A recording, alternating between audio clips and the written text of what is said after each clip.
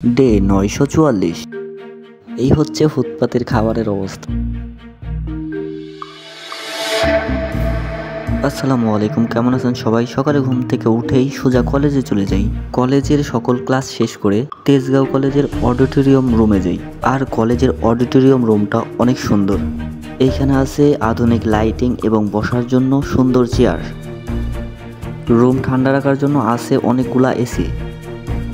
এরপর রুমে এসে সারা বিকাল অলসতা করে কাটানোর পর সন্ধ্যার পর বাইরে যাই কিছু খাওয়া দাওয়া করতে।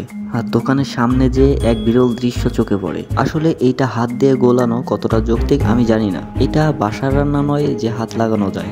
তবে আমার মতে এইসব জায়গায় এইভাবে হাত না লাগানোই ভালো। সচক্ষে দেখার পরেও হাতে গোলানো পিঠা খাই, কিন্তু সত্যি বলতে স্বাদটা মারাত্মক ছিল।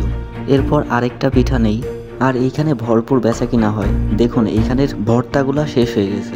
তো আজকের মতন এই পর্যন্তই। আল্লাহ হাফেজ।